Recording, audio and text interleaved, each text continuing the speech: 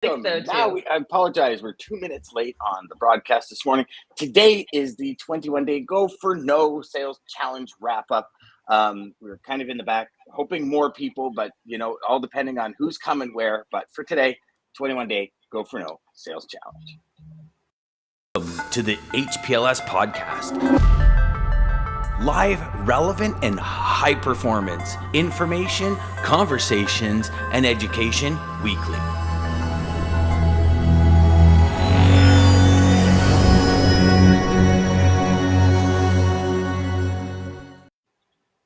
Okay, so Lisa, you lost. We were on the we got Daman who won this morning, then Jeff who jumped in, and then Lisa, who's actually on the show, decided to say hello as well. So Lisa, does Lisa actually win because she's on the show? Because she's already here and she said good morning before we started. I don't know how that works, but good morning, Daman. Good morning, Jeff. And thank you so much for that amazing post, brother. Thank you. He says Lisa beat me big time. So, gents, hope we got Chad down below here. Chad's just about to jump in here. So Chad's on his walk this morning. Now, beautiful, nice. Look at that. You'd almost think both of you are in a different area. Lisa's got darkness and Chad's got kind of light going on. So the 21-day Go for No Sales Challenge. So, Andrea, obviously every one of you were on the call 21 days ago when we said, hey, you know what? There's a great challenge. Let's do it. Why not? And we had so many people jump in, which is truly a very humbling and mind-blowing experience as we were on the show doing it. I thought it was really, really, really cool. And then we all jumped into it. And so today is kind of the results, what we learned, what we like. And I know, Andrea, you have a couple of questions for everybody. And then at the end, I'd like you to explain kind of when your next one is, if anybody that missed this one would like to jump in. Yes, here's what's interesting. Okay. Like, here's what really happened. Let's really share the truth so that we can Sure. identify the people that really, this challenge, it always sounds good. It's like a diet. It's like when you're ready, you go like, I don't need alcohol or pizza for 21 days. It's fine. I can handle it.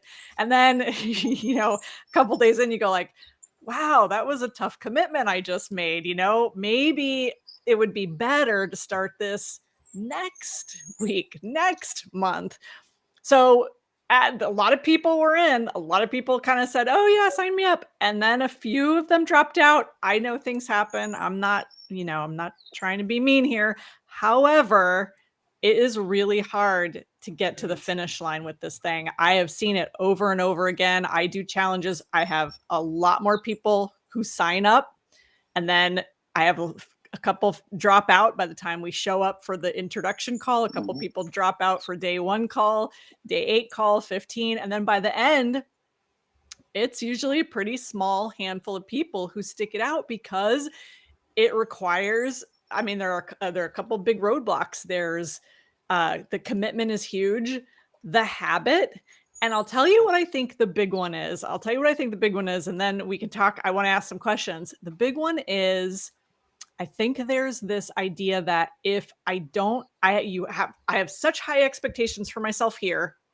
And if I don't meet those expectations, if something goes wrong, if I have a couple days that aren't perfect, then like that diet, like if I have one pizza in the middle where I'm not, where I said I wasn't going to have any carbs, then you just go like, forget it, and you just say, forget it. And so perfectionism, because who ends up really getting attracted to the Go for No challenge? Who wants to do it in the first place? I'll tell you who. It's high achievers. It's people who want results. And which is great. But the Achilles heel to that is that if they don't meet their ridiculously high expectations, which are always up here, then oftentimes they won't finish because they're like, no, it has to be perfect. I've got to go hard every day. I've got to get no's every day.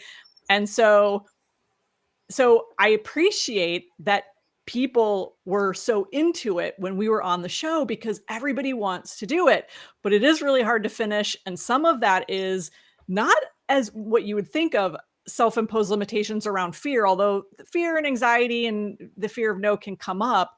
But I think a lot of it is those high expectations. And I think sometimes that can sabotage us. So that's the truth I wanted to lay out to kick things off. And I think that's the truth in most cases. Yeah. Right. We've DJ and I've talked about this numerous times. And I think we even talked about it when you were first on the show, Andrea, the shelf help, the self-help, the programs, how many programs get purchased. And I mean, full transparency. Andrea was kind enough when we jumped in the challenge to give us the 21-day go for no, or the go for no sales course. I haven't even touched that sales course. And I'm like, Joe, wake up every morning and educate myself. It's just, I put things in order. So I plan on doing the course. Probably by the beginning of the month, I'll start the course.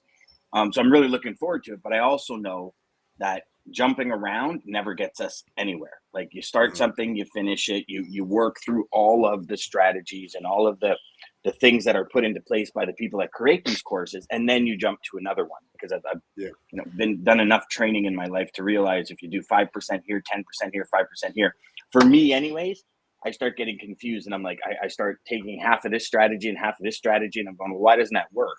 Because you're not implementing the full strategy over here, and then kind of what works, what doesn't, what fits into your daily schedule. You put those pieces of the puzzle in, and then you move forward to the next one. So full transparency over here for me is I have You're not not started alone with yet, that, but I am Dan. super excited. I'm super excited to. Well, I mean, there's a lot of things happening in the background here that will be coming to light shortly, but it's it's just, I really wish there was like 37 hours in a day instead of 24. Like I really do wish that. And I know some people are like, are you crazy? And I'm like, I wish I could take a pill where I never have to sleep again. Like I really do. And I know it sounds crazy. It's just, there's so much I want to do, and it just feels like there's so little time. And it's probably not the right formula for a non-burnout situation. But it's where I'm at. So, yeah.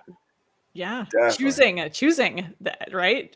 The paradox of choice, and then for high achievers like you, Dan, you go like, well, I'm not going to choose. I'm going to do all of it. And it's find the time. I mean, we just talked about it. I'm here on vacation every morning. I'm sitting here doing the show because I love the show, and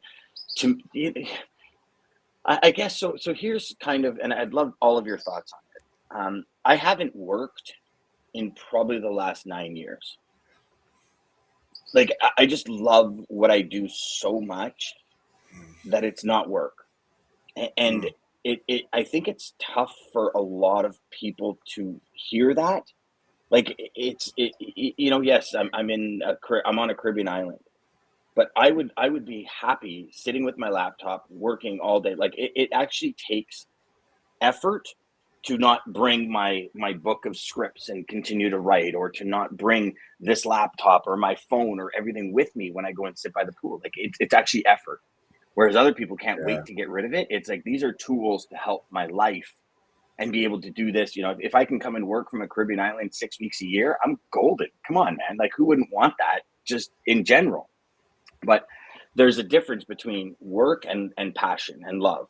And, for me, these are what these challenges hold, is how can I build more passion for what I do and get more done in a shorter period of time so I can do more.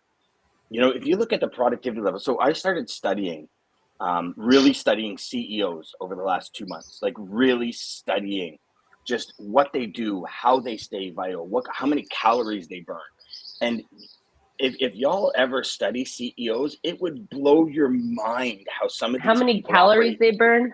Sorry. How many calories they burn? Yeah, because they're so mentally heavy. Like they fry through calories, Lisa. Like they're burning through 4,000 calories a day before they even work out. Like not including workouts. Like these people are go just to stay such high performing, right? It's like well, Andrea, you've been on stage. When you're on stage, you're frying through calories because you're on, and this is a CEO every single minute of every single day. Like Jack Welch was in his book, he was talking about, what it takes to perform at that high of level all the time. And it's like, you got to be on all the time. And I'm starting to study these people because I feel this is where my life's heading in a very short period of time. Within 5-6 months, I'm going to have to be on every second of every day. And there's going to be a lot of people counting on our head team being on. And it's a huge responsibility, and not to get corny, but with great power comes great responsibility. Good old Uncle, what was it? Spider-Man. I Is forget that his name. Spider-Man? Is that Uncle Spider-Man? Ben. Uncle Ben. Uncle Yeah, Ben. Spider-Man. Yes, Uncle But Ben. it's There you go. true. Like as you know, as corny as I just stole a Marvel saying, it's true that with this power. I mean, even and even with this show, like we have to be careful who we bring on because we don't want the wrong message being spread. And we're not a Joe Rogan podcast. We're nowhere even close to that. You know what I mean? But it's true. And I mean, this is where, even Joe Rogan with Spotify got in so much trouble because of the messages he was spreading. Because as people start listening to you, and Andrea, you're in this position, you and Richard, because you're on national stages all over the world preaching Go for No. If it's a message that's not going to help people, it's not good, but you can still get it out there. Damn right. And people will listen. And, and that's the responsibility I think that, you have as an international leader, as some of our good friends like Bob Berg has as an international leader, where these are messages. And so, sorry, I'm rambling because I don't even know what the point of my I think it was because I think it was when I brought up high achievers and that you want to do it all.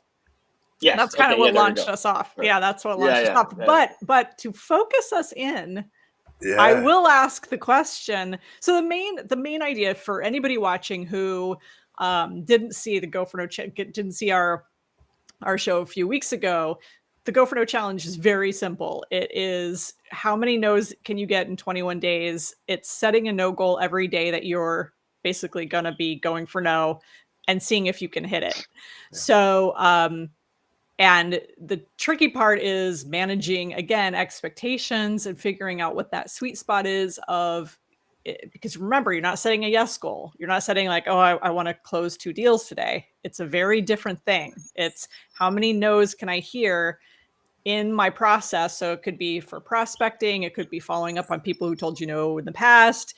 It could be anything. And the whole idea is in that process of setting those no goals and going after those no's, you're going to get the yeses. Like yes is the destination, right? That is absolutely what we want. But we do it in this counterintuitive way. We don't let the yeses slow us down, which is typically what happens when you set that yes goal, right? You want to get that one yes, you get it. And then you're like, okay, I'm good. So I'm curious how it was operating with everybody, how it was trying to set those no goals. How hard was it? Just speak to the setting of no goals and the going after those. I love it. Go for DJ. Me, Lisa. Yeah, Lisa or go Chad? Lisa. Well, just like the day that we decided to sign up, it sounded like a great idea. Yes, committed. Sounds right up my alley. I'm all for a competitive challenge. And then you get into it. I did all the activities. I printed out the sheets, the scorecards. They were on my desk. And then you just and it's a constant problem for me, but getting sucked back into ops or, oh, that one big fish, they're coming at us with loads, and then it's fulfill and make sure we do great and bring on this customer properly. So it's like, I did not do the tracking with the cards, or the sheets printed out. So it was a big challenge to actually go through the motions in that habit. And like Dan, I do plan and intend to read the material. It's just it wasn't the right timing for me right now, but I'm really excited to do it in the future. What about you, DJ? And I do like that you said that, Lisa, because I think that was probably in the beginning, and I'm glad you asked this question, Andrea, and I'm so glad that you did this with us. But I think in the beginning, yes, it was so hard because it was like, hold on, I'm trying to go for no, and like no knows. It seemed like at least the first couple of days, it was like no knows what's going on. But then like it was like I couldn't, adding that. It was that whale or adding, I think that first call we had, we talked about going for those big ones that we were working on, but it was adding those in when there was already like things that were in the bucket for me. And then obviously some other deals kind of fell through. And so I had to totally get sidetracked with these few deals that I'm working on. And yeah, it was a lot. the mind shift that it does, though, I will tell you that I started to get frustrated. Like, why is nobody saying no? Like, almost like I'm waiting for somebody say no, please. Like I was like begging for somebody to say no at first, like wanting to hear it. But it was just, again, with the deals that I had going on, and I'm not just cold calling strangers every day with what I'm doing. So yeah, it was different. It was different.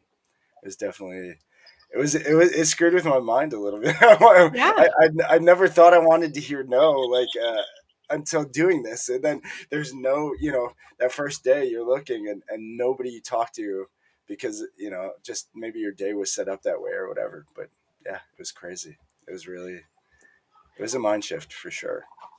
Well, and I want to hear from Chad and Dan if you have anything to add too. But I have an observation that I made about you guys, specifically about your industry, but I don't want to share it yet unless if Chad wants to add to this. Yeah. In fact, I do. Can you guys hear me? Yeah. Yep. We can. Hopefully I'm not too distracting out here bouncing around. And in fact, my arms are heavy because I feel like a mummy. I got my arm out here with my phone and my coffee in this arm. So I'm just kind of like walking like this. Need a selfie stick. I'm too tired. But yes. Kind of speak a little bit more to Lisa's point as and even Andrea, we set out to. We were excited to do this challenge. What would this challenge do for us? What kind of production would we see out of this? And long story short, I was like, there's not going to be a lot of value I'm going to add to this call today, because if I jump on the call, I won't be able to speak to the work that I had intended to do. And one of the biggest things I learned was my lack of commitment to this challenge in the beginning. I was excited to jump on and do this because what would this mean? And at the end of the day, we did not do the track, and we did not do the work that was necessary to pull this off. And I want to speak more to the lack of commitment, but being aware of that, and not bringing any excuses into this. It's just simply jumping into something that I was excited for and being more excited about it than committed to it. That being said, I'm going to do this again if you'll have me jump back into it. But I just wanted to jump on and say I had no excuses on my lack of results on this. But Chad, in the end, that right there, that realization, I think brought you to a new level. Because now you're going to, a lot of people will do things like this and then make excuses to why they didn't. And just even from that point of, listen, I came into it excited, didn't quite do what I wanted to do. I'm going to do it again. Your dedication on the next round will be unstoppable. And they right? absolutely, yes. and they don't show up. And so showing up when you don't feel like you did the work. It's like going to school without your homework, right? You go like, I really would just love to skip class. I don't have my homework to show. And you show up anyway, and you go like, okay, here it is. This is where I'm at. But here's kind of what I saw with you guys. And I don't know if this is industry specific necessarily. I don't think so. But one of the things that sometimes happens is, especially when you are for solo practitioners and you're not just sales and then you get to dump it on to someone else who manages the account or somebody else. There's a pressure, and I don't want to call it fear of success, because I actually don't necessarily believe in fear of success, because ultimately fear of success comes back to fear of failure. But I think it's fear of handling the business. And so, like Lisa said, I would get sucked back into ops, because what happens is you say to yourself, we've got this business now that I don't want to lose. So sometimes it's kind of a play, not play to win necessarily. It's just playing not to lose. So you say, I don't want to lose what I have. So let's make sure that we get sucked into that operation, then that delivery mode, and that making sure that we're managing the accounts. And we know that sales solves all problems, right? Sales solves everything. And that if someone were to dump you know, a $20 million account on your desk, you'd figure it out. You'd even hire somebody extra to manage it. So we know that sales solves those problems. Yeah. So I think, I don't know if it is fear of success, but Dan, maybe you could add to what you think I'm kind of describing that was going on here. No, you're pretty bang on. I believe internally, a lot of salespeople, when they don't have time or their ops team isn't up to speed, there's a fear of spending so much time, effort, and energy on an account and losing it. There is. I mean, you know, it's the reason why commission sales can be the most lucrative job, but it can be the most hell job on earth as well. You know, like it's just what it is. And I think there is an ingrained fear, because we've all been there. I think as salespeople, we've all been there. We've all landed accounts and we've lost them in 2 days because, you know, I remember one vividly, Univar. I worked for months to get Univar, and I landed them. And the carrier that we had originally from day one had set on the account just lost their customer going down to where we were going. So we had to scramble. We scrambled, and it's like we talked about many times on this show. We found a supplier, and I'm like, oh, it just doesn't feel right. Ended up the person had washed their trailer out, and then opened the back doors up, and decided to sleep near a farm, I guess. And there was a big nest of cluster flies that went into the trailer overnight. And they opened up the door at Univar, and these cluster flies had burst, and there was thousands of flies in the trailer, and they're about to load pharmaceuticals in it. So like, forget about it. And this was like our first, this is that whole Murphy's Law thing, right? This is our first load. First shipment. And I'm like, what happened? And they're like, well, we had a clean trailer and we usually leave it at this farm. So we went and did a swap out and grabbed the trailer, and the driver said he opened the doors and didn't see anything. We closed the doors, we turned the reefer on, and they popped. And you know, the customer's like, come on, man, like, you know, the first, and I'm like, you know, and it was just one of these things. So you get so frustrated because you work so hard to bring an account in, and then things like this happen, right? And this is the reason why being a broker, your relationships with your partners are way more important than your customers. And I will fight anyone to the end of earth with that, because my image, credibility, and brand is on the shoulders of the people I choose. And there's not very many industries in the world that have that. Like, your image, credibility, and brand as a pharmaceutical company is based on the results from your pharmaceuticals. It's just what it is. You know, same thing with computers. It's the results that you say the computer is going to work X way and it works X way. There's your image, credibility, and brand being built. Sure, you know, some people might have a conversation that marketing comes into play. Absolutely. But in our industry, everything we do is based on somebody else's perception of service. And if my perception and their perception do not align, it's trouble all day long.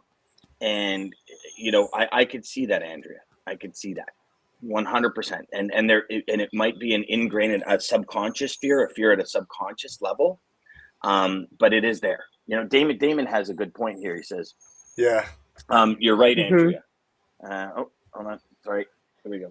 You're right, Andrea. People let up when they feel overwhelmed of thinking about the future of how they will handle the account. It is probably fear. It probably is fear, but the ability to think of the positives is probably going to be countering with fears. And so, right, hold on. Being countered with fears, and thus causes a person to freeze 100%. And that's reality. I mean, I remember vividly having a conversation with an owner of a company and telling them, like, I'm sorry, you guys aren't ready for deals to close. And they're like, what? What are you talking about? You know, we hired you as a consultant. I said, I know. And I'm telling you, but Lisa, it's a tough conversation, because I was like, listen, your manager here is not fit for this job. I'm sorry. He's micromanaging, he's doing this, he's doing that, and they didn't want to hear it. And I ended up losing the contract. But you know what? 2.5 years later, they're still in the same position they were, and they're wondering why everybody else is growing. And it's nothing to my consulting skills. It's not what I'm trying to say. I'm just trying to say that some people don't want to see past that. And so they stay stuck, right. Like Daman says, they stay froze in the situation. And you know, then they wonder why companies that came onto the market 5 years ago are tripling them in sales.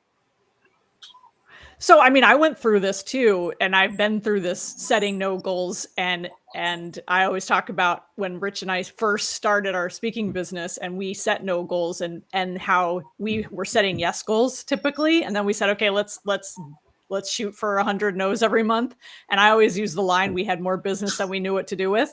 The funny thing about that is we probably did, like thinking back, we probably didn't have more business than we knew what to do with. But to me, I was like, okay, this is enough, because still my threshold was we had to deliver everything. Yeah. And there's this certain I think there's like a comfort zone of what I'm willing to, like how much money I think is a lot, what I'm willing to make, and also what stress I'm willing to put myself under to deliver all of this. And it was kind of like, yeah, we hit that. So we exceeded our yes goal, which was awesome, by going after our no goal, but also this like idea of we had more business than we knew what to do with. Probably today, if I went back and actually looked at those numbers, I probably would go like, no, you didn't. You still had, you like were padding. That was what you were telling yourself. That's what I was saying. That was your glass that was the excuse. Right. No Pike syndrome. No Pike syndrome. Yeah. And like Daman says, glass ceiling. Yeah. So Damon's asking a question here, which is a very good one. For anyone that didn't complete the full challenge, what would you do differently next time? So okay, so I guess I'll start. So I completed the challenge. I did the challenge every day. I even printed them on Saturdays and Sundays for my reports, and I kept track. There was a few days where at the end of the day, I'm like, oh my gosh, I haven't been keeping track all day. So then I kind of review, and maybe I missed a few here and there. The only thing I didn't do was the additional course that you actually gave us in the end, which is kind of a supplement to the challenge. The big realization, and I think I've said it before, was I realized how much productivity I actually put out.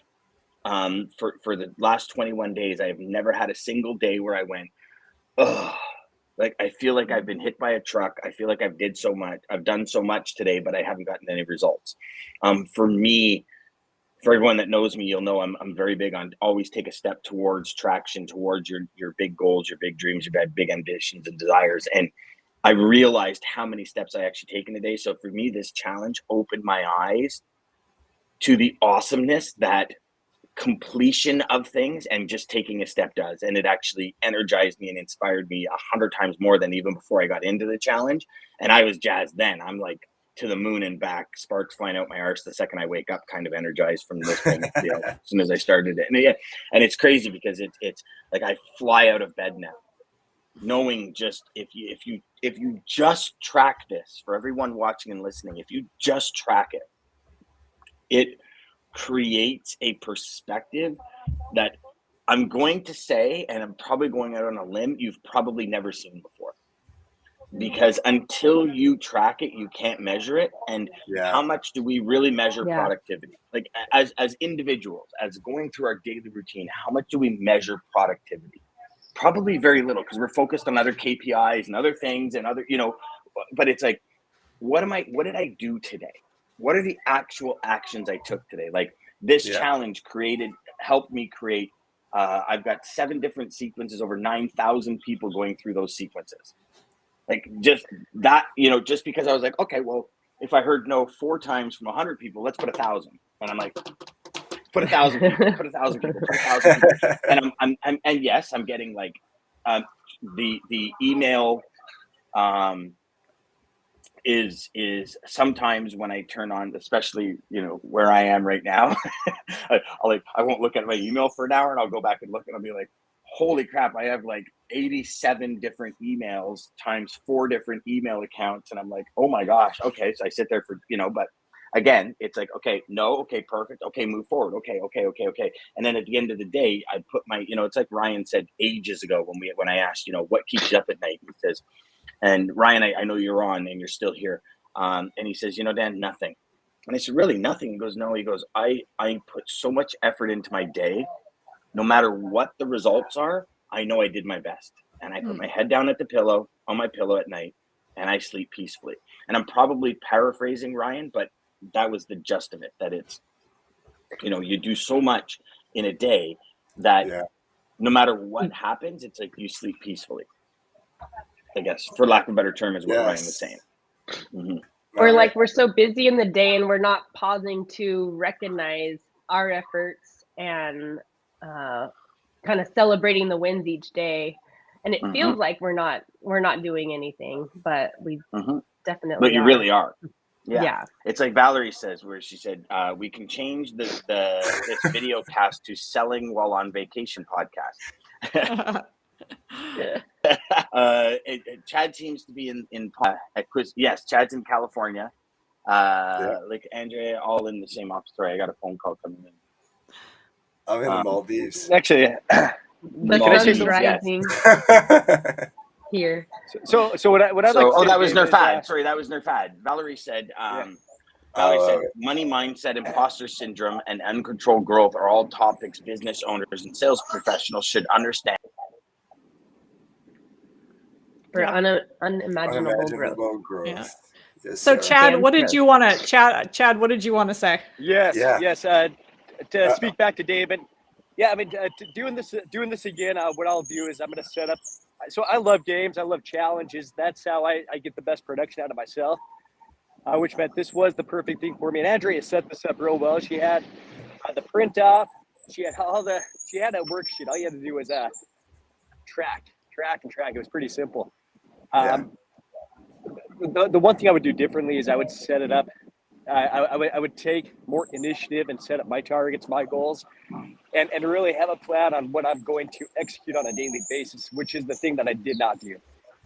Doing that would have made all the difference in the world for me, because I would have moved from a world of a wandering generality, not knowing what I'm doing on a daily basis, to I know exactly what I'll do tomorrow, what I'll do today, what I'll do the next day.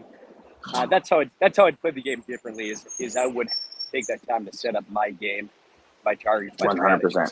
Chad nailed it. Yeah, I was gonna say the same thing. Yeah, just being more, having a little more time, being prepared, and really, for me, would be making a list of calls and really strategizing like Chad. I didn't have anybody to.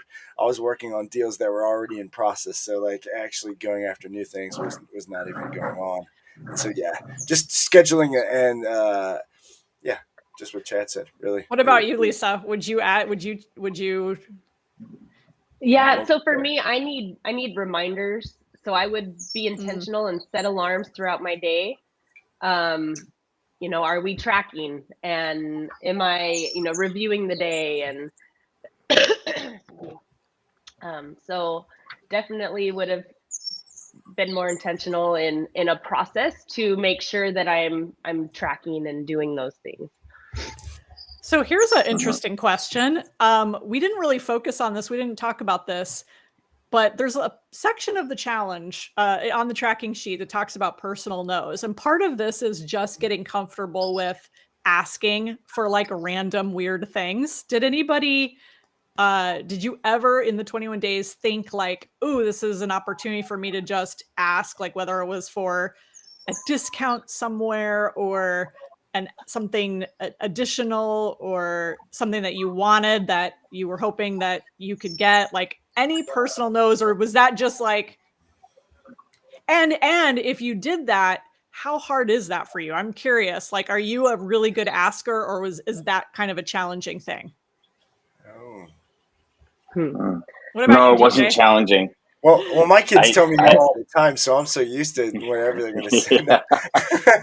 They're 5 and 2. No. No. So you hear no all the time. Personally, I didn't in person, and I'm glad you mentioned that, because I love that you had the personal and the business on the tracking. I always I never purposely tried to ask a question like you're saying, personally. I wish I would have, I guess, maybe thought of that more. I did love that it was on the sheet and love to track it. But again, it's the, I guess you'd have to have just a little notebook or something around and just being more prepared. Like I love to track so extensively that I want to know, okay, I just asked that and they said no. Like, I want to know, oh, nope, I just said that and they said no. Like, I want to know, okay, really. And so like being all in would be the only way for me. If you're looking to track it, you can. One thing that I did was I opened up a notepad in my phone, and anytime I would kind of just be in a situation where there was an opportunity for multiple no's, When I was done, I just kind of go, would I get 4 or 5 there? And I'd kind of just jot down 5. And then at the end of the day, that was the tally that I did, like when you were out somewhere and, buying monsters and saying, okay, you're going to give me a deal. And no, I'm like, okay, perfect. What about this? No. What about this one? No. And then there's that kind of whole upsell video that is always pretty cool. But yeah. So, I know we're okay. So go on, guys, because I know we're running long on time here. So are we running over? We are. Yeah. We're at 35 right now. So oh my goodness, I thought we were going for an hour, you guys. No. I've got to be on. I've got another call in 7 minutes. So. Oh my goodness. Yeah. So I'm just like talking like we have all day long here. Okay. Shut this thing down. Okay. Well, but there's so much to unpack. But anyway, there is. That's for another show. We'll do it on another show. Yes. Now, and so, do you want me to take it? You want to? Well, thank you, Andrea. Thank you, everybody, for joining us again. We'll have to do this again. Really be all in, everybody. And Andrea, yeah, I mean, just thank you for deciding to do this last minute like you did on that show 21 days ago. It was spur of the minute. I think that was part of the issue. We crammed it a little too. I think we decided on our Friday and then let's go Monday. So I think we a little preparation next time might be key. But again, so anybody wanting to reach out to Andrea to do the next challenge, interested on doing the next challenge, it's worth it. Look, it'll get you thinking, it'll get you focused, and at least just thinking more on your production, and it does do a crazy mind shift. I promise you. Yes. I was wanting to hear no, and I've never really wanted to hear. I've been in sales my whole life. I didn't want to hear no. So yeah, it was crazy. But thank you again, everybody. Thank you, Chad, for joining us. Lisa over there, 6 a.m. We're starting to see the sun. We started. Now it's coming out. It's sunny back there. So again, thank you all for joining us Monday through Friday, 9 a.m. till 9:30 Eastern Standard Time. Start it right with us, Sales Chatter Live. Thank you to Daman, American Logistics, Centurion Trucking for all you guys do. To take us out, not sure who this is from, but just loved it. So when you can't control what's happening, control yourself to control the way you respond to it. That's where the power is. Yes, that's a good one. To the HPLS podcast. Live, relevant, and high performance information, conversations, and education weekly.